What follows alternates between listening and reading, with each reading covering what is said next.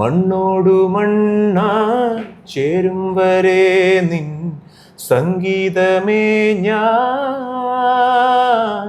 Cinema പ്രാന്തനാക്കാൻ എന്നെ പ്രാന്തനാക്കിയത് ഷാനുഖയാണ്. കാരണം അതുവരെ എൻ്റെ പ്രാന്തം മ്യൂസിക്കിനോട് മാത്രമായിരുന്നു. പോയംസ് ഒക്കെ ഒരുപാട് കയ്യിലുണ്ട്, ഫണ്ടില്ലാത്തതാണ് പ്രശ്നം. കാരണം നമുക്ക് അതിൻ്റെ പ്രൊഡക്ഷൻ നിന്നു. മ്യൂസിക്കിൻ്റെതായിട്ടുള്ള ഒരു ലാംഗ്വേജ് ഉണ്ട് എന്ന് വിശ്വസിക്കുന്നതാണ് ഞാൻ. അതുകൊണ്ടാണ് നമുക്ക് ഇൻസ്ട്രുമെന്റൽ മ്യൂസിക്കിൽ പോലും എൻജോയ് ചെയ്യാൻ പറ്റുന്നത് ലിറിക്സ് ഇല്ലാതെ. പക്ഷെ ഗാനങ്ങൾ എന്ന് പറയുന്ന സാധനത്തിന് ലിറിക്സിനെ കോംപ്ലിമെന്റ് ചെയ്ത് മ്യൂസിക് ചെയ്യുന്നതിൻ്റെ ഒരു സുഖം വേറെയാണ്. വരിയുടെ സമയത്ത് ഞാൻ അതിന്റെ മൂള് ചെയ്യണം, അങ്ങനെ മൂളും, ബാക്ക്ഗ്രൗണ്ട് സ്കോർ ഒപ്പം മൂളും, അങ്ങനെയാണ് ശീലിച്ചേക്കണേ. അപ്പൊ അത് ഭയങ്കര ബുദ്ധിമുട്ടാണ് മാറ്റാൻ. ഒരു കലോത്സവത്തിന് പോയപ്പോൾ അവിടുന്ന് അപ്രതീക്ഷിതമായിട്ട് ലൈറ്റ് മ്യൂസിക്കിന് കൂടേണ്ടി വന്നു. അപ്പൊ ലൈറ്റ് മ്യൂസിക്കിന് കൂടേണ്ടി വന്നപ്പോൾ പാട്ടറിയില്ല, പാട്ടൊന്നും പഠിച്ചിട്ടുണ്ടായിരുന്നില്ല. അപ്പോൾ എൻ്റെ അമ്മാവൻ തന്നെ എഴുതിയൊരു പാട്ട് ഞാൻ അവിടെ സ്പോട്ടിൽ കമ്പോസ് ചെയ്ത് സ്റ്റേജിൽ പാടി. അതായിരുന്നു ഫസ്റ്റ് ആയിരുന്നു.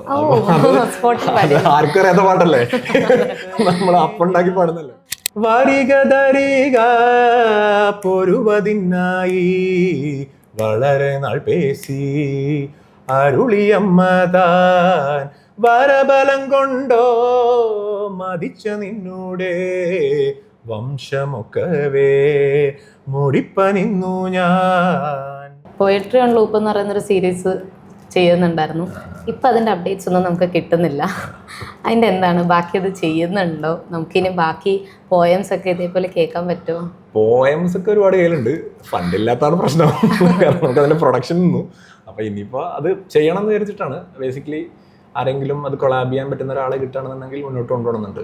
10-15 പോയംസ് അങ്ങനെ റെഡിയാക്കി വെച്ചിട്ടുണ്ടായിരുന്നതാണ്.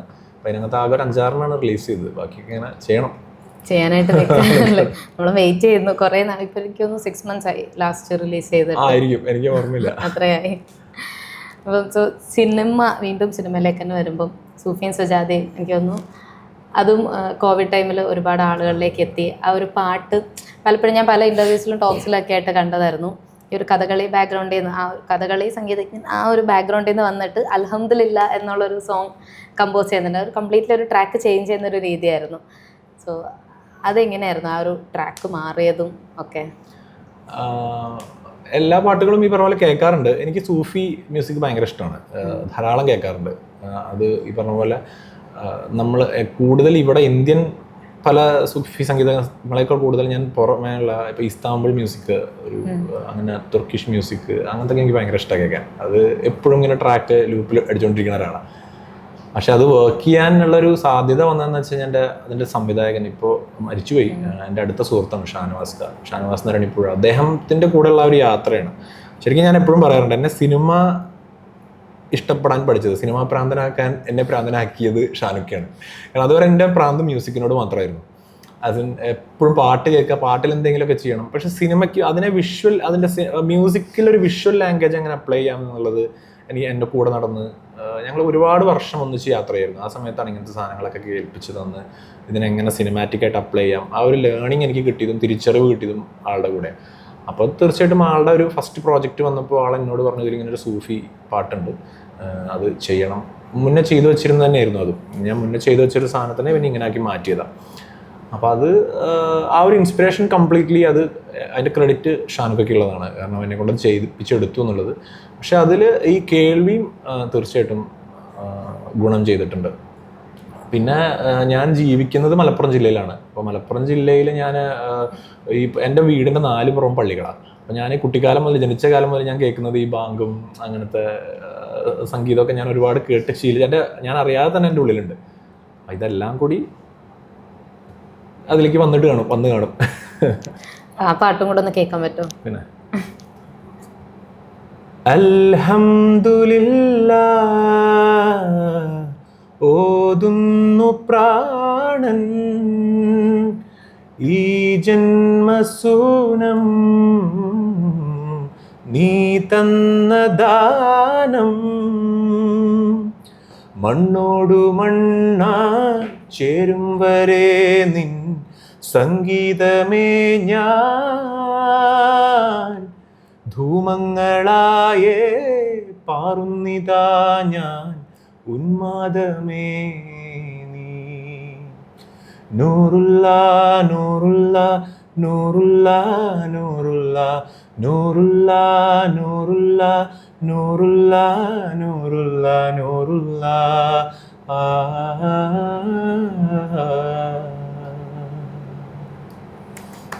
വീണ്ടും അടിപൊളി. ഈ സോങ്സിൽ ശരിക്കും പറഞ്ഞാൽ ലിറിക്സിനാണോ അതോ മ്യൂസിക്കിനാണോ ഇമ്പോർട്ടൻസ് കൂടുതൽ കൊടുക്കുന്നത്? അത് ഒരു വല്ലാത്ത ക്വസ്റ്റ്യനാണ്. ബിക്കോസ് അത് ഓരോ പാട്ടുകളിലും ഓരോ പോലെയാണ്. പക്ഷെ തീർച്ചയായിട്ടും മ്യൂസിക്കിൻ്റെതായിട്ടുള്ള ഒരു ലാംഗ്വേജ് ഉണ്ട് എന്ന് വിശ്വസിക്കുന്നതാണ് ഞാൻ. അതുകൊണ്ടാണ് നമുക്ക് ഇൻസ്ട്രുമെൻ്റൽ മ്യൂസിക്കിൽ പോലും എൻജോയ് ചെയ്യാൻ പറ്റുന്നത് ലിറിക്സ് ഇല്ലാതെ. പക്ഷെ ഗാനങ്ങൾ എന്ന് പറയുന്ന സാധനത്തിന് ലിറിക്സിനെ കോംപ്ലിമെൻ്റ് ചെയ്ത് മ്യൂസിക് ചെയ്യുന്നതിൻ്റെ ഒരു സുഖം വേറെയാണ്. മനസ്സിലായോ? കാരണം പല പാട്ടുകളിലും വരികൾ, അത്രയും മനോഹരമായ വരികൾ നമുക്ക് രചയിതാവ് എഴുതി തന്നിട്ടുണ്ടെങ്കിൽ അതിനെ കുറച്ചും കൂടി നന്നാക്കാനാണ് മ്യൂസിക് ഉപയോഗിക്കേണ്ടതെന്നാണ് എൻ്റെ വിശ്വാസം. ഇന്നത്തെ രീതിയിൽ 99% പാട്ട് ഈണം ആദ്യം ഉണ്ടാക്കിയിട്ട് വരി എഴുതുന്നൊരു ശീലമാണ് ഇപ്പം നമ്മളെല്ലാവരും ഫോളോ ചെയ്യുന്നത്. അതിനുള്ള കാരണം എന്താണെന്ന് വെച്ച് കഴിഞ്ഞാൽ നമുക്ക് കുറച്ചും കൂടി വ്യത്യസ്തത കൊണ്ടുവരാൻ പറ്റും പാട്ടുകൾക്ക്. കാരണം എഴുത്തുകാർക്ക് എപ്പോഴും അല്ല, ഞാൻ ജനറലൈസ് ചെയ്ത് പറയല്ല, പക്ഷെ അധികവും അവർ ആ ഒരു എഴുത്തിൻ്റെ ഒരു പാറ്റേൺ പല സമയത്തും ഒരേപോലെ വരാനുള്ള സാധ്യതകൾ ധാരാളമാണ്. അപ്പോൾ നമ്മൾ മ്യൂസിക് ആദ്യം ചെയ്തു കൊടുത്ത് പാട്ടുകൾ എഴുതുമ്പോൾ എന്തായാലും അതിന് കുറച്ചുകൂടി അധികം വ്യത്യസ്തത കൊണ്ടുവരാനുള്ള സാധ്യത ഉണ്ട്. അങ്ങനത്തെ കേസുകളിൽ എപ്പോഴും ലിറിസിസ്റ്റിനൊരു ലിമിറ്റേഷൻ ഉണ്ട്. ഒരുപാട് പേര് നല്ല രസമായിട്ട് എഴുതരുന്നുണ്ട്, പക്ഷേ ലിമിറ്റേഷൻ ഉണ്ട്. കാരണം നമ്മൾ ചെയ്യുന്ന ട്യൂൺ അനുസരിച്ച് അവർക്ക് ചെയ്യേണ്ടി വരികയാണ്. എന്നാൽ പോലും നമ്മൾ ഫൈനൽ ഓർക്കസ്ട്രേഷനൊക്കെ ചെയ്യുന്ന സമയത്ത് വരിയുടെ ഭംഗി അല്ലെങ്കിൽ അതിൻ്റെ പദം മുറിക്കലും നമ്മൾ ചെല്ലുന്ന ഉച്ചാരണത്തിൻ്റെ ഒരു ഭംഗിയൊക്കെ നിലനിർത്താൻ പറ്റി ചെയ്യുന്നത് എപ്പോഴും നല്ലത് തന്നെയാണ്. അപ്പോൾ അതിൽ ഏതിനാണ് ഇമ്പോർട്ടൻസ് എന്ന ചോദ്യത്തിന് ഉത്തരം പറയാൻ എനിക്കറിയില്ല. ആസ് എ മ്യൂസീഷ്യൻ ഞാൻ എപ്പോഴും ഇമ്പോർട്ടൻസ് ഒരു പടി കൂടുതൽ കൊടുക്കുക മ്യൂസിക്കിനാണ്. പക്ഷേ അത് വരിയെ ഇല്ലാണ്ടാക്കലല്ല, വരിയെ കുറച്ചുകൂടിയും സൗന്ദര്യവൽക്കരിക്കാനാണ് സംഗീതം ഉപയോഗിക്കേണ്ടത്. പിന്നെ ഞാൻ പേഴ്സണലി പാട്ടുകൾ കേൾക്കുമ്പോൾ ഞാൻ കൂടുതൽ ഈണത്തിന് തന്നെയാണ് ഞാൻ എപ്പോഴും പറയാറുണ്ട്. ഞാൻ കേൾവിയിൽ ഇമ്പോർട്ടൻസ് കൊടുക്കുക. കാരണം അതിനൊരു ഉദാഹരണമാണ്, പെട്ടെന്നൊരു പാട്ട് പാടാൻ പറഞ്ഞാൽ എനിക്ക് അതിൻ്റെ വരി നോക്കേണ്ടി വരും. കാരണം ഞാൻ എപ്പോഴും എൻ്റെ മനസ്സിൽ എപ്പോഴും അതിൻ്റെ മ്യൂസിക്കും ബാക്ക്ഗ്രൗണ്ട് സ്കോറും അതിലെ ഉപയോഗിച്ചേക്കുന്ന ഇൻസ്ട്രുമെൻസിൻ്റെ പാറ്റേണൊക്കെ എൻ്റെ മൈൻഡിൽ എപ്പോഴും കളിച്ചുകൊണ്ടിരിക്കുക. ലിറിക്സ് ചിലപ്പോൾ ഞാൻ മറന്നു പോകും. അത് ഒരു നല്ല പ്രവണതയല്ല. അല്ല, ഞാനിപ്പോൾ ചിരുത നോക്കിയിട്ടല്ലേ പാടിയത്. എനിക്ക് വരി എന്നുവെച്ചാൽ അതിൻ്റെ വരി എനിക്ക് ചിലപ്പോൾ പറയാൻ പറഞ്ഞാൽ ഞാൻ മുഴുവൻ പറയും. പക്ഷെ പാടുന്ന സമയത്ത് ഞാൻ എപ്പോഴും എൻ്റെ മൈൻഡിൽ പോവുക, ഞാൻ അതിൽ യൂസ് ചെയ്തേക്കണ യൂക്ലേലെ, ഗിറ്റാർ, അങ്ങനെ ആ കമ്പോസിങ് മൂഡിലാണ് ഞാൻ എപ്പോഴും ചിന്തിക്കുക. അതൊരു ന്യൂനതയാണ്, അതൊരു നല്ല കാര്യമല്ല. തിരുത്താൻ പറ്റിയ നല്ലതാണ് എനിക്ക് തന്നെ, പക്ഷെ അത് പറ്റാറില്ല. ഞാൻ എപ്പോഴും ആദ്യം മുതലേ എൻ്റെ മൈൻഡ് അങ്ങനെ പ്രോഗ്രാം ഉണ്ടാവും. പണ്ട് മുതലേ ഞാൻ പാട്ടൊക്കെ കേൾക്കുമ്പോൾ വരിയുടെ സമയത്ത് ഞാൻ അതിൻ്റെ മൂള ചെയ്യണം, അങ്ങനെ മൂളും, ബാക്ക്ഗ്രൗണ്ട് സ്കോർ ഒപ്പം മൂളും, അങ്ങനെയാണ് ശീലിച്ചേക്കണേ. അപ്പം അത് ഭയങ്കര ബുദ്ധിമുട്ടാണ് മാറ്റാൻ. അത് ഭയങ്കര പ്രശ്നമാണ്. ഇപ്പോൾ പെർഫോമൻസിലേക്ക് കടന്നു തുടങ്ങി. പണ്ട് ഞാൻ ലൈവിലൊന്നും പാടില്ലായിരുന്നു. ഇപ്പം ഞാൻ ബാൻഡൊക്കെ ആയിട്ട് ലൈവ് പെർഫോം ചെയ്യുന്നുണ്ട്. അപ്പോഴാണ് എൻ്റെ ബുദ്ധിമുട്ട്. എനിക്ക് ടാബില്ലാണ്ട് നോക്കാണ്ട് പാടാൻ പറ്റില്ല പാട്ടുകൾ. കാരണം ഒരു പാട്ടിനെ വരി ഓർമ്മിക്കില്ല. ഈ വളരെ ചെറിയ പ്രായം തൊട്ട് തന്നെ പാട്ടായിരുന്നല്ലോ മനസ്സിലുണ്ടായിരുന്നത്. അവിടെ നിന്നും കമ്പോസിങ് ആണ് ഇപ്പൊ സുദീപേട്ടൻ്റെ ഏരിയ എന്ന് മനസ്സിലായ ഒരു മൊമെന്റ് ഏതായിരുന്നു? 8ാം ക്ലാസ് പഠിക്കുമ്പോഴാണ്. ഞാൻ 8ാം ക്ലാസ് പഠിക്കുന്ന സമയത്താണ് ഈ കാസറ്റ് റെക്കോർഡിങ്ങും ഇങ്ങനെ പാട്ടുകൾ ഉണ്ടാക്കുക. ഐ മീൻ ചെറിയ പുസ്തകങ്ങളൊക്കെ, ചില കവിതകളൊക്കെ വരില്ലേ, അതൊക്കെ ഇങ്ങനെ വെറുതെ വായിക്കുന്നതിന് വരെ മീണത്തിൽ വായിക്കുക. അങ്ങനെ എനിക്ക് തോന്നുന്നു 8ാം ക്ലാസ്സിലാണ് ആ ഒരു മൂഡ് വന്നത്. പക്ഷെ ഞാൻ +1 +2 ഒക്കെ പഠിക്കുന്ന സമയത്താണ് ആദ്യത്തെ പാട്ട് കമ്പോസ് ചെയ്തത്. സീരിയസ് ലെവലിൽ ഒരു പാട്ട് ഉണ്ടാക്കണം എന്നൊക്കെ വെച്ചിട്ട് അങ്ങനെ കമ്പോസ് ചെയ്ത ആ സമയത്താണ്. പിന്നെ ഒരു പാട്ട് ഈ പറഞ്ഞ മാതിരി ഒരു കലോത്സവത്തിന് പോയപ്പോൾ അവിടുന്ന് അപ്രതീക്ഷിതമായിട്ട് ലൈറ്റ് മ്യൂസിക്കിന് കൂടേണ്ടി വന്നു. അപ്പോൾ ലൈറ്റ് മ്യൂസിക്കിന് കൂടേണ്ടി വന്നപ്പോൾ പാട്ടറിയില്ല, പാട്ടൊന്നും പഠിച്ചിട്ടുണ്ടായിരുന്നില്ല. അപ്പോൾ എൻ്റെ അമ്മാവൻ തന്നെ എഴുതിയൊരു പാട്ട് ഞാൻ അവിടെ സ്പോട്ടിൽ കമ്പോസ് ചെയ്ത് സ്റ്റേജിൽ പാടി. അതായിരുന്നു ഫസ്റ്റ് ആയിരുന്നു. ആർക്കും അറിയാത്ത പാട്ടല്ലേ, നമ്മൾ അപ്പുണ്ടാക്കി പാടുന്നല്ലേ. അപ്പോൾ വേറെ അറിയുന്ന പാട്ടാണെങ്കിലാണല്ലോ മറ്റേ ഭാഗം തെറ്റിന്നൊക്കെ. ഇത് പുതിയ പാട്ടല്ലേ, അന്ന് രാവിലെ കമ്പോസ് ചെയ്ത് അത് എനിക്ക് എൻ്റെ സ്വന്തം പാട്ടല്ല, എനിക്ക് ഇഷ്ടമുള്ള പാടല്ലോ. അപ്പോൾ ആ ഒരു പ്രിവിലേജ് ഉണ്ടായിരുന്നു. അപ്പോൾ അങ്ങനെയൊക്കെയാണ് എനിക്ക് ഒരു പാട്ട് ഉണ്ടാക്കാനുള്ളൊരു ഐഡിയ തോന്നി തുടങ്ങിയത്. പിന്നെ ഒപ്പം പഠിക്കുന്ന 1-2 ഫ്രണ്ട്സൊക്കെ ഉണ്ടായിരുന്നു. അവരൊക്കെ പറഞ്ഞത് എന്തെങ്കിലുമൊക്കെ ചെയ്ത് ഇറക്കണം എന്നൊക്കെ പറഞ്ഞു. അങ്ങനെയൊക്കെ ആ സ്കൂളിൽ പഠിക്കുന്ന കാലത്താണ് കമ്പോസിങ്. ഫസ്റ്റ് കമ്പോസ് ചെയ്ത സോങ് ഇതുവരെ ഇറക്കിയിട്ടില്ല. അല്ല, എല്ലാം ഒക്കെ മോഡിഫൈ. അന്നത്തെ റെക്കോർഡിംഗ് എന്ന് പറയുമ്പോൾ നമ്മൾ വെറും കീബോർഡൊക്കെ വെച്ച് അങ്ങനെയൊക്കെയല്ല. അപ്പോൾ അത് എന്തായാലും മോഡിഫൈ ചെയ്യണം, അത് ഇറക്കണം. പക്ഷെ അത് അന്നത്തെ പാട്ടൊക്കെ നമുക്ക് കേൾക്കുമ്പോൾ ഇപ്പോൾ വരിയൊക്കെ കേൾക്കുമ്പോഴേ നമ്മൾ സ്കൂളിലൊക്കെ പഠിക്കുന്ന കാലല്ലേ, അപ്പൊ അന്നൊക്കെ എഴുതിയ വരികളൊക്കെ ഭയങ്കര സ്വന്തമായിട്ട് തന്നെ ആയിരുന്നു. ചില പല്ലവി ഒക്കെ നമ്മൾ എഴുതും, പിന്നെ ബാക്കി ആരെ ഫ്രണ്ട്സിനെ കൊണ്ടൊക്കെ എഴുതിക്കും. അങ്ങനെയൊക്കെ അതൊക്കെ മാറ്റണം. ഇപ്പം ഈ കമ്പോസ് ചെയ്യുമ്പം ഇപ്പം മ്യൂസിക് ഡയറക്ടേഴ്സ് രണ്ട് രീതിയിൽ, ഒന്ന് ഇൻസ്ട്രുമെൻ്റൽ മ്യൂസിക് ഫോളോ ചെയ്യുന്നവരും പിന്നെ ഈ ഓർക്കസ്ട്രാസ് എല്ലാം വെച്ച് കമ്പോസ് ചെയ്യുന്നവരുണ്ടല്ലോ. അപ്പോൾ സുദീപ് ഏട്ടൻ ഏതിലാണുള്ളത്? ഇതൊക്കെ എന്താ പറയുക, ഓരോ പ്രൊജക്റ്റിനനുസരിച്ച് മാറും. എനിക്ക് കോവിഡിന് ശേഷം വന്നൊരു ശീലം എന്ന് പറഞ്ഞു കഴിഞ്ഞാൽ, കോവിഡിന് ശേഷം നമ്മളവിടെ ഒറ്റപ്പെട്ടുല്ലോ. അപ്പോൾ അതിനുശേഷം ഈ റെക്കോർഡിങ്ങിൻ്റെ ശീലങ്ങളൊക്കെ കുറേ മാറിയിട്ടുണ്ട് പലർക്കും. അപ്പോൾ അതിനുശേഷം ഞാനൊരു കംഫർട്ട് സോണിലേക്ക് പോയി. എൻ്റെ വീട്ടിൽ തന്നെ മുകളിലൊരു സ്റ്റുഡിയോ ഉണ്ടാക്കി. കാരണം ആ സമയത്താണ് സൂഫി സുജാതയുടെയൊക്കെ വർക്ക് വന്നത്. എനിക്ക് വർക്ക് ചെയ്തേ പറ്റുള്ളൂ, പക്ഷേ പുറത്ത് യാത്ര ചെയ്യാനും പറ്റില്ല. ആ ലോക്ക്ഡൗൺ ടൈമിലാണ് വർക്ക് ചെയ്തത്. അപ്പോൾ അതിലെല്ലാം ഇൻ്റർനാഷണൽ ആർട്ടിസ്റ്റുകളൊക്കെ വർക്ക് ചെയ്തിട്ടുണ്ട്. എല്ലാവരുമായിട്ടും ഓൺലൈനായിട്ട് അങ്ങനെയാണ് കമ്മ്യൂണിക്കേറ്റ് ചെയ്തത്. ആ സമയത്ത് ഞാൻ വീട്ടിൽ ഒറ്റയ്ക്ക് ഇരിക്കുന്നു, കീബോർഡിൽ വർക്ക് ചെയ്യുന്നു. എന്നിട്ട് ഇപ്പോൾ വേറൊരു ഇൻസ്ട്രുമെൻറ്റിൽ വായിക്കേണ്ട ഭാഗം ഉണ്ടെന്നുണ്ടെങ്കിൽ ഞാൻ കീബോർഡിൽ വായിച്ച് അയച്ചു കൊടുക്കും. കുറച്ച് മറ്റേ പ്ലാൻസ് ഒക്കെ ഇടേണ്ട സംഭവങ്ങളാണെന്നുണ്ടെങ്കിൽ ഞാൻ ഓട്ടോമാറ്റിക്കലി വോക്കൽ പാടിക്കൊടുക്കും. എന്നിട്ട് അങ്ങനെയൊക്കെയാണ് ചെയ്തിരുന്നത്. അപ്പോൾ എന്താ വെച്ചാൽ ആ ഒരു കാലഘട്ടത്തിൽ ശരിക്കും അത് മുതൽ ഇപ്പോൾ തുടർന്ന് ചെയ്തുകൊണ്ടിരിക്കുന്നത് അങ്ങനെയാണ്. ഞാൻ ഒറ്റയ്ക്കിരുന്ന് കമ്പോസ് ചെയ്യും, പിന്നെ ആളുകളെ അതിൽ അഡീഷണൽ ആയിട്ട് വർക്ക് ചെയ്യിപ്പിക്കും. പക്ഷെ രസം എല്ലാവരും കൂടി കളക്റ്റീവായിട്ട് എല്ലാ ആർട്ടിസ്റ്റുകളും കൂടി ഓർക്കസ്ട്രലായിട്ട് ഇരുന്ന് ഡിസ്കസ് ചെയ്ത് ചെയ്യുന്നതാണ്. അതാണ് എൻ്റെ ഒരു ഭംഗി. കുറേ ആളുകളുടെ കോൺട്രിബ്യൂഷൻ പാട്ടിലേക്ക് വരില്ലേ, അത് പാട്ടിനെ ഉയർത്തുള്ളൂ. മറ്റേത് ഞാൻ എന്നിൽ ലിമിറ്റഡ് ആവും. ഇവിടെ നിന്ന് മ്യൂസിക് മോജോയിലോട്ടുള്ളൊരു എൻട്രി ഉണ്ടായിരുന്നല്ലോ, അതെങ്ങനെയായിരുന്നു? ഇപ്പം കുറേ സീസൺ കഴിഞ്ഞു. ഏത് സീസണാണെന്ന് 7 നടന്നുകൊണ്ടിരിക്കുകയാണ്. അപ്പോൾ എനിക്ക് കുറേ വർഷങ്ങൾക്ക് മുൻപേ നമ്മൾ മ്യൂസിക് മോജോ എല്ലാവരും കേട്ടിരുന്ന സമയത്ത് അതിൻ്റെ ഒരു ഭാഗമായിരുന്നു. അപ്പോൾ അതിലോട്ടുള്ള എങ്ങനെയായിരുന്നു എത്തിയതൊക്കെ? ഞങ്ങൾക്ക് സ്റ്റോറി ടെല്ലർ എന്ന് പറഞ്ഞൊരു ബാൻഡ് ഉണ്ട്. എൻ്റെ ഫ്രണ്ട് ഭദ്രയും ഞങ്ങൾ രണ്ടുപേരും കൂടി ചെയ്യുന്ന. ഭദ്ര ഞാൻ കൂടി സ്റ്റോറി ടെല്ലറിലാണ് നമ്മൾ ഫസ്റ്റായിട്ട് മ്യൂസിക് മോജോയിൽ കയറുന്നത്. അന്ന് ഫസ്റ്റ് നമ്മൾ ചെയ്ത സീസണിൽ എൻ്റെ ചേച്ചി ദീപ പാലനാട് സഹോദരി, ആളും ഫീച്ചറിങ് ആയിട്ട്. കാരണം നമ്മൾ സ്റ്റോറി ടെല്ലറിൽ നമ്മളെപ്പോഴും ഓരോ സ്റ്റോറികളാണ് ചെയ്യാറ്. ഒരു സ്റ്റോറി നമ്മൾ പാട്ടായിട്ട് അവതരിപ്പിക്കുന്നത്. അപ്പം നളചരിതം എന്ന് പറയുന്നൊരു സ്റ്റോറിയാണ് നമ്മൾ അന്ന് ചെയ്തിരുന്നത്. അപ്പോൾ എൻ്റെ സിസ്റ്റർ കഥകളി സിംഗർ ആയതുകൊണ്ട് നളചരിതത്തിലെ കുറച്ച് സാധനങ്ങൾ കൂടി അതിൽ കൊളാബ് ചെയ്തിട്ടാണ് ചെയ്തത്. ഫസ്റ്റ് സീസൺ അതായിരുന്നു. പിന്നെ അതിനുശേഷം നമ്മൾ ഫോക്ക് സ്റ്റോറീസ് ചെയ്തു, അങ്ങനെ കുറേ. പിന്നെ ഞാൻ സുദീപ് പാലനാട് മ്യൂസിക്കൽ എന്ന് പറഞ്ഞിട്ട് എൻ്റെ ഓൺ 1-2 എപ്പിസോഡുകൾ ചെയ്തു. ദീപ പാലനാടിൻ്റെ ഫീച്ചറിങ് ഷോയിൽ ഞാൻ അസോസിയേറ്റ് ചെയ്തിരുന്നു. പിന്നെ ബാൻഡ് രസിക എന്ന് പറഞ്ഞിട്ട് രമ്യ വിനയകുമാർ ഞാനും കൂടി അങ്ങനെ പല വേഷങ്ങളിൽ മ്യൂസിക് മോജോയിൽ കയറിയിട്ടുണ്ട്. അതിൽ കുറേ പേരും കേട്ടിട്ടുള്ളതല്ല, എനിക്കിപ്പോൾ കേൾക്കാൻ ഇഷ്ടമുള്ളതാണ് രാസയ്യോ ആ ഒരു ട്രാക്ക്. അത് പാടിത്തരാം. രാസയ്യോ ബേസിക്കലി ഭദ്ര ഇല്ലാണ്ട് പാടാൻ പറ്റില്ല. കാരണം ഭദ്രയുടെ വോക്കലാണ് രാസയ്യോൻ്റെ സോള്. അപ്പം ഞാൻ അതിനകത്ത് പാടിയേക്കുന്ന ഒരു കളമ്പാട്ടിൻ്റെ ഏരിയ ഉണ്ട്, ആ ഭാഗം ഞാൻ പാടാം. ഓക്കെ, മറ്റേ രാസയ്യോലെ ഭദ്ര പാടുന്ന ഏരിയ നമുക്ക് പാടാൻ പറ്റില്ല. വരിക പൊരുവതിനായി വളരെ നാൾ പേശി അരുളിയമ്മതാൻ വരബലം കൊണ്ടോ മതിച്ച നിന്നൂടെ വംശമൊക്കവേ മുടിപ്പനിന്നു ഞാൻ. ആ ഏരിയയാണ് പാടിയത്. ആക്ച്വലി നമ്മൾ എന്നിട്ട് ഈ ഒരു പോർഷൻ എടുത്തിട്ട് പിന്നത്തെ സീസണിൽ നമ്മൾ കളമ്പാട്ട് എന്നുകൊണ്ട് വേറെ വേർഷൻ ചെയ്തു. അന്ന് ഈ രാസയ്യോന്റെ ഇടയിൽ ഇത് ദാരികവധം എന്ന് പറയുന്ന കോൺസെപ്റ്റ് ഉണ്ട് കളമ്പാട്ടിന്, ദാരികനെ കാളി വധിക്കുന്നത്.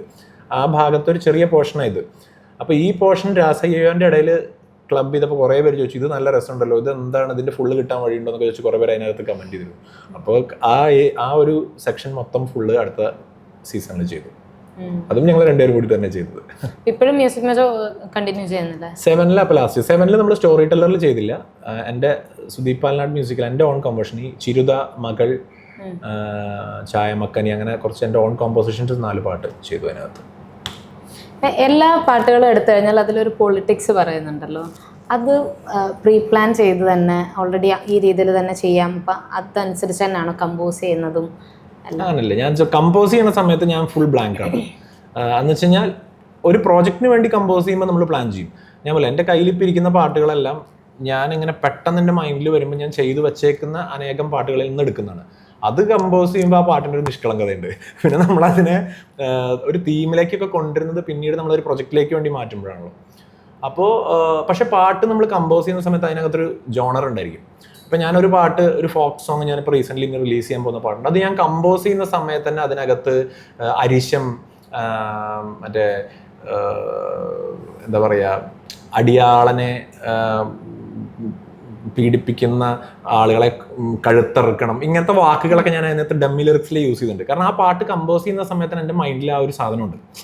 അപ്പോൾ ആ പാട്ട് അപ്പം ഞാൻ ലിറിക്സ് എഴുതുമ്പോൾ ലിറിക്സിസ്റ്റിനോട് ഞാൻ പറയും എനിക്ക് ഈ ഒരു തീം തന്നെ വേണം എന്ന് പറയും. ചില പാട്ടുകളൊന്നുമില്ല, വെറുതെ ഞാൻ ഈ നാനന ലലല്ല എന്നൊക്കെ വെച്ച് കമ്പോസ് ചെയ്യുമ്പോൾ അതിനകത്ത് അങ്ങനെ പൊളിറ്റിക്സ് ഒന്നും കൊണ്ടുവരാറില്ല. ഇപ്പം ചിരുത നമ്മൾ ചെയ്യുന്ന സമയത്ത് അതിനകത്ത് ഒരു യക്ഷി എന്നാണ് ആ പാട്ടിന് ഞാൻ ആദ്യം പേരിട്ടിരുന്നത്.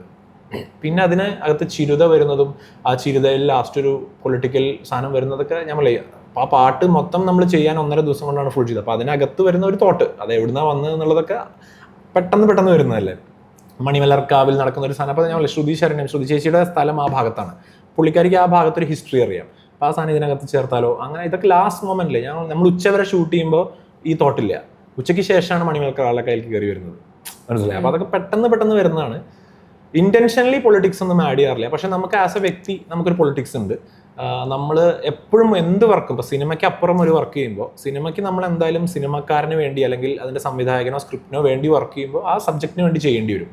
അല്ലാതെ നമ്മൾ ഇൻഡിപെൻഡൻ്റ് ആയിട്ടൊരു പ്രോജക്റ്റ് ചെയ്യുന്ന സമയത്ത് തീർച്ചയായിട്ടും അതിനൊരു സാമൂഹികമായ ഒരു മൂല്യം ഉണ്ടാവണമെന്ന് പലപ്പോഴും വിചാരിക്കാറുണ്ട്, അല്ലാത്തതും ചെയ്യാറുണ്ട്. പക്ഷേ ജനറലി അതിനകത്ത് സമൂഹത്തിന് അല്ലെങ്കിൽ സൊസൈറ്റിയിലെ ഒരു വ്യക്തിക്കോ അല്ലെങ്കിൽ ഒരു സിസ്റ്റത്തിനോ കണക്ട് ചെയ്യുന്ന എന്തെങ്കിലും ഒരു സാധനം അതിനകത്ത് എവിടെയെങ്കിലും വെക്കണമെന്ന് വിചാരിക്കാറുണ്ട്. അതൊരു പ്രൊജക്റ്റ് ആകുമ്പോഴാണ്. ഇപ്പം മകൾ എന്ന് പറയുന്ന പ്രൊജക്റ്റ് ചെയ്തത് മറ്റേ ആസിഫ എന്ന് പറയുന്ന കുട്ടി അല്ലേ, കുട്ടിയുടെ പേര് ഞാൻ പറഞ്ഞ മറ്റേ വധിക്കപ്പെട്ടു മറ്റേതായില്ലേ, ആ റേപ്പിന് ശേഷമാണ് ഭയങ്കരമായിട്ട് അസ്വസ്ഥത വന്നപ്പോഴാണ് നമ്മൾ മകൾ എന്ന് പറയുന്ന പ്രൊജക്റ്റ് ചെയ്യുന്നത്. അപ്പോൾ ചിലത് നമ്മളൊരു ഇൻസിഡൻറ്റ് കൊണ്ട് നമുക്കുണ്ടാവുന്ന വിഷയം കൊണ്ട് ചെയ്യും, ചിലത് നമ്മൾ ചെയ്തു വെച്ചൊരു സാധനം അങ്ങനെ ഒരു വിഷയം വരുമ്പോൾ ചെയ്യും. അതൊക്കെ ലാലേട്ടൻ പറയുന്ന പോലെ സംഭവിച്ചു പോകുന്നത് നമുക്കറിയില്ല. അതെ, നേരത്തെ ഇവിടെ ഞങ്ങൾ സംസാരിച്ചാൽ പറഞ്ഞു ഇതൊക്കെ ഒരു മേക്ക് ബിലീവ് അല്ലെന്ന്. അതുപോലെ തന്നെ അത് ഒട്ടും പ്രഡിക്റ്റബിൾ അല്ല, അതൊന്നും നമുക്ക് ഒന്നും പറയാൻ പറ്റില്ല. ഈ ഇൻഡിപെൻഡന്റ് മ്യൂസിഷ്യനായിട്ട് നിൽക്കുമ്പോൾ തന്നെ ഈ ഫിനാൻഷ്യൽ സൈഡൊക്കെ ബാലൻസ് ചെയ്ത് പോകാൻ പറ്റുമോ? അത് അങ്ങനെ ആവണം എന്നുള്ളതാണ്. ആസ് എൻ ഇപ്പോൾ ഇപ്പം നമ്മൾ മുന്നോട്ട് വെക്കുന്ന ഒരു വലിയ ചർച്ചയും മുന്നോട്ട് വെക്കുന്ന വലിയൊരു ആശയവുമാണത്. കാരണം ഞങ്ങളടങ്ങുന്ന ഒരു സംഘങ്ങളുണ്ട്, ഒരാളൊന്നുമല്ല ഇത്, നമ്മൾ കുറേ ആളുകളായിട്ട് പല സമയത്തും നമ്മൾ സംസാരിക്കുന്ന സമയത്ത് ഇത്തരം എങ്ങനെ മ്യൂസിക്കിനെ ഒരു ഇൻഡസ്ട്രിയായി മാറ്റാം. ഇൻഡസ്ട്രി എന്നുള്ള വാക്ക് വരുമ്പോഴാണല്ലോ അവിടെ സാമ്പത്തികം വരുന്നത്. അപ്പം ഇതുവരെ നമ്മൾ പാഷനും നമ്മുടെ ആശയങ്ങൾ ആളുകളിലേക്ക് എത്തിക്കാനുള്ള ഒരു മാധ്യമം എന്നുള്ള നിലയിൽ മാത്രം കണ്ട ഒരു സംഗീത മേഖലയെ ഒരു മ്യൂസിക് ഇൻഡസ്ട്രി ആയിട്ട് വളർത്തുക എന്നുള്ള ഒരു ശ്രമവുമായിട്ട് ഒരുപാട് പേര്, നമുക്ക് ഹരിശേഖരനാണെങ്കിലും ശരി, ജോബ് ആണെങ്കിലും ശരി, സൂരജ്, ഗൗരി ലക്ഷ്മി, നമുക്ക് ഒരുപാട് പേരെ അറിയാമല്ലോ. നമ്മൾ അതിനുവേണ്ടി അതല്ലാതെ മുഖ്യധാരയിലേക്ക് എത്താത്ത ഒരുപാട് പേരും പാരലി അതിനുവേണ്ടി വർക്ക് ചെയ്യുന്നുണ്ട്. അപ്പോൾ ആ ഒരു സംഘത്തിൻ്റെ ദൗത്യം എന്ന് പറയുന്നത് അങ്ങനെ ഒരു ഇൻഡസ്ട്രി പുറത്ത് ക്രിയേറ്റ് ചെയ്യുക എന്നുള്ളതാണ്. നമുക്ക് ഒരു അനുകൂല സാഹചര്യം എന്താണെന്ന് വെച്ച് കഴിഞ്ഞാൽ നമ്മൾ ചെയ്യുന്ന എന്തൊരു സാധനത്തിനെയും എന്തൊരു കണ്ടന്റിനെയും നമുക്ക് ആളുകളിലേക്ക് എത്തിച്ച് കഴിഞ്ഞാൽ റവന്യൂ ജനറേറ്റ് ചെയ്യാനുള്ള ഓപ്ഷൻ ഇപ്പോൾ നമ്മുടെ മുമ്പിൽ സോഷ്യൽ മീഡിയ ആയിട്ടാണെങ്കിലും വ്യത്യസ്ത ഓഡിയോ വീഡിയോ ചാനലുകൾ, കൊളാബറേഷൻസ്, ഇങ്ങനെ ഒരുപാട് ഓപ്ഷൻസ് നമ്മുടെ മുമ്പിലുണ്ട്. അപ്പോൾ അതിനെ നമ്മുടെ ഉള്ള ആർട്ടിസ്റ്റുകളെ എല്ലാവരെയും ബോധവൽക്കരിക്കുക, അതിനുള്ള കൃത്യമായ ചാനൽ സെറ്റ് ചെയ്ത് കൊടുക്കുക എന്നുള്ളതാണ് നമ്മുടെ അതാണ് നമ്മൾ ചെയ്യേണ്ടത്. അതിന് കൂടുതൽ തീർച്ചയായിട്ടും അല്ലേ വ്യത്യാസം നമുക്ക് തന്നെ കാണുന്നുണ്ടല്ലോ. ഇതിനായിട്ടുള്ള പ്രൊഡ്യൂസേഴ്സിനെ ശരിക്കും നമുക്ക് പ്രൊഡ്യൂസറിന്റെ അടുത്ത് നിന്ന് ഇങ്ങനെ ഒരു ഇൻഡിപെൻഡന്റ് മ്യൂസിക് ആണെന്ന് പറഞ്ഞ് പിച്ച് ചെയ്യാനായിട്ട് ഈസിയാണ്. പിന്നെ എന്ന് വെച്ച് കഴിഞ്ഞാൽ പണ്ട് ഇപ്പം ഞാനൊന്ന് തുടങ്ങിയിരുന്ന സമയത്ത് ഞാൻ ഏറ്റവും ആദ്യം ചെയ്ത 8 പാട്ടുകൾ, കേരളത്തിലെ ഏറ്റവും അന്നത്തെ ഫേമസ് ആയിട്ടുള്ള 8 പാട്ടുകാർ പാടിയ ഞാൻ ഏറ്റവും ആദ്യം ചെയ്ത ആൽബം ഇപ്പോഴും 1000 CD എൻ്റെ വീട്ടിൽ റാക്കിൻ്റെ മുകളിൽ ഇരിക്കുക. ഞാൻ ഇതുവരെ ഇറക്കിയിട്ടില്ല. കാരണം അന്ന് ഞാൻ എത്ര മ്യൂസിക് കമ്പനികളുടെ മുമ്പിൽ ചെന്നിട്ട് ചോദിച്ചിട്ടുണ്ടെന്ന് അറിയാം, ഇതൊന്ന് റിലീസ് ചെയ്യുന്നവർ ആർക്കും താല്പര്യം ഉണ്ടായിരുന്നില്ല. സിനിമയാണെങ്കിൽ എടുക്കാം, ആൽബമാണെങ്കിൽ എടുക്കില്ല എന്നുള്ള മനോഭാവമായിരുന്നു. ഇപ്പം എനിക്ക് വേണമെങ്കിൽ അതെടുത്ത് യൂട്യൂബിലിടാം, ഞാൻ പക്ഷെ ഇതുവരെ ഇട്ടിട്ടില്ല. ഇന്ന് ഏറ്റവും ലൈം ലൈറ്റിൽ നിൽക്കുന്ന ഏറ്റവും ഫേമസ് ആയിട്ടുള്ള 10 പാട്ടുകാരെ അതിനകത്ത് പാടിക്കണേ, പക്ഷെ അതിനകത്ത് റിലീസ് ചെയ്തിട്ടില്ല. ഒരു പാട്ടേ ഞാൻ പാടിയിട്ടുള്ളൂ, ബാക്കിയൊക്കെ. അപ്പോൾ അല്ല, ഞാൻ പറയുന്നത് വെച്ചാൽ അന്ന് ആ ബുദ്ധിമുട്ടുണ്ടായിരുന്നു. ഇന്ന് പക്ഷേ വലിയ വലിയ മ്യൂസിക് കമ്പനികളും എല്ലാവരും ഇപ്പോൾ റീജിയണലായിട്ട് ആർട്ടിസ്റ്റുകളെ എടുത്തു തുടങ്ങി. ഇവിടെ വന്ന് ക്യാമ്പ് ചെയ്യുന്നു. ഞാൻ 4 ദിവസം ഒരാളെ കണ്ടു. ഒരു വളരെ ഇന്റർനാഷണൽ ലെവലിൽ വേൾഡിൽ തന്നെ വളരെ ഫേമസ് ആയിട്ടുള്ളൊരു മ്യൂസിക് കമ്പനിയാണ്. അവരും മലയാളത്തിൽ നിന്ന് ട്രാക്കുകൾ എടുക്കാൻ വേണ്ടി ഇവിടുന്ന് ആർട്ടിസ്റ്റുകളെ എടുക്കാൻ വേണ്ടിയിട്ട് ഇവിടെ വന്ന് ക്യാമ്പ് ചെയ്യുന്നു, ആർട്ടിസ്റ്റുകളായിട്ട് സംസാരിക്കുന്നു. അതൊക്കെ വലിയ മാറ്റമല്ലേ. റീജിയണലി അവർ മലയാളത്തിന് വേണ്ടി, തമിഴിന് വേണ്ടി, തെലുങ്കിന് വേണ്ടിയൊക്കെ റീജിയണൽ ചാനലുകൾ തുടങ്ങുന്നു. അപ്പോൾ സോ ദാറ്റ് ഇൻഡിപെൻഡൻറ്റ് മ്യൂസിക്കാണ് ഇനി അടുത്ത നെക്സ്റ്റ് ജനറേഷൻ്റെ കാര്യം. പാട്ടുകൾ നിങ്ങൾ ഇൻഡിപെൻഡൻ്റ് ആയിട്ട് കേൾക്കൂ, സിനിമ നിങ്ങൾ വേറെ കാണും. അങ്ങനെ നിങ്ങൾ സിനിമാ പ്രാന്തന്റെ നിങ്ങൾ അടുത്തൊരു വേർഷൻ നിങ്ങൾ മ്യൂസിക്കിന് വേണ്ടി സ്റ്റാർട്ട് ചെയ്യേണ്ടി വരും. ഉറപ്പായിട്ടും. ഓക്കെ, അപ്പം സുധിമായിട്ട് ഒരുപാട് സന്തോഷം. എനിക്ക് വേറെ എന്തൊക്കെയോ കാര്യങ്ങൾ ചോദിക്കണം എന്നൊക്കെ ഉണ്ടായിരുന്നു, പക്ഷെ ഞാൻ ഏറെക്കുറെയൊക്കെ ബ്ലാങ്ക് ആയപ്പോഴുണ്ട്. പിന്നെ എനിക്ക് പറയാനുള്ളത്, ഞാൻ കുറേ നാളായിട്ട് വെയിറ്റ് ചെയ്തിരുന്ന ഇൻ്റർവ്യൂ ആയിരുന്നു. ഞാനൊരു 5 years അടുപ്പിച്ചായിട്ട് അത്ര അത് പാട്ടുകളൊക്കെ കേട്ട് തുടങ്ങി, കണ്ടിന്യൂസ് ആയിട്ട് കേട്ട് തുടങ്ങിയിട്ട് അത്ര ഒരു കാലം. അപ്പം അന്നിട്ട് ഞാൻ എൻ്റെ ആങ്കറിങ് കരിയർ തുടങ്ങിയിട്ടും ഏകദേശം ഒരു 5 വർഷത്തോളമായി. അപ്പോൾ ഞാൻ ഇൻ്റർവ്യൂവിനെ പറ്റി ഞാനങ്ങനെ ചിന്തിച്ചിട്ടില്ല. ഞാനിപ്പോൾ വളരെ റീസെൻ്റ് ആയിട്ടാണ് ഞാൻ ഇത്രയും പാട്ട് കേൾക്കുന്നുണ്ട്, എന്തുകൊണ്ട് ഞാൻ ഇൻ്റർവ്യൂ ചിന്തിക്കുന്നില്ല. എനിക്കിതരം ലൈവ് ഷോസ് ഒന്നും കാണാനും പറ്റിയിട്ടില്ല. ഇത്രയും അടുത്ത് എനിക്ക് പാട്ട് കേൾക്കാൻ പറ്റിയാലൊക്കെ അതെ, എനിക്ക് വേണ്ടി മാത്രമായിട്ടൊക്കെ പാടി തന്ന പോലെ ഉണ്ടല്ലോ. ഇത് ഔട്ട് ഇറങ്ങുമ്പോഴല്ലേ എല്ലാവരും കാണുള്ളൂ. എനിക്ക് സിനിമാ പ്രാന്തനോട് അപ്പൊ നിങ്ങൾക്ക് അറിയാമെന്നറിയില്ല, പക്ഷെ എനിക്കുള്ളൊരു കണക്ഷൻ ഉണ്ട്. ഞാൻ ഷാനവാസ് ഖാന്റെ കാര്യം പറഞ്ഞില്ലേ, ഷാനവാസ് ഖാ ഈ സൂഫിയും സുജാതയും ഒക്കെ ചെയ്യുന്നതിന് മുമ്പ് ഞങ്ങളൊരു ഇന്ത്യ മൂവി ചെയ്തിരുന്നു, കരി എന്ന് പറഞ്ഞിട്ട്. അത് വളരെയധികം ഇവിടെ ചർച്ച ചെയ്താണ്, ഒരു പൊളിറ്റിക്കൽ സബ്ജക്റ്റാണ്. നിറവും വർണ്ണവും ഒക്കെ ബന്ധപ്പെട്ട് ഒരുപാട് ചർച്ച ചെയ്തൊരു വിഷയമാണ്. അപ്പോൾ ആ സിനിമ ഞാനാണ് നിർമ്മിച്ചത്. ഞാനും എൻ്റെ ഒരു ടീം കൂടിയിട്ടാണ് അത് പ്രൊഡ്യൂസ് ചെയ്തത്, ഷാനവാസ് ഖാൻ ഞങ്ങളെ കൂടിയിട്ട്. കാരണം വളരെ താഴെത്തട്ടിലുള്ള ഒരു സുഹൃത്തുക്കളുടെ ഒരു കൂട്ടായ ശ്രമമായിരുന്നു ആ സിനിമ. പക്ഷെ ആ സിനിമയ്ക്ക് വളരെയധികം ആളുകളിലേക്ക് എത്തേണ്ട പ്രാധാന്യം ഉണ്ടെന്ന് മനസ്സിലാക്കിയിട്ട് ഒരു കൂട്ടം നമ്മളത് ചെയ്ത് പുറത്തിറങ്ങി. നമ്മളത് തിയേറ്ററിലൊക്കെ റിലീസ് ചെയ്തിരുന്നു കുറച്ച് ദിവസം, കാരണം അങ്ങനത്തെ സിനിമകൾക്കൊന്നും തിയേറ്ററില്ല. അന്ന് നമ്മളെ പ്രൊമോഷന് ഏറ്റവും അധികം ഹെൽപ്പ് ചെയ്തതിൽ ഒരാൾക്കാരാണ് സിനിമാ പ്രാന്തൻ.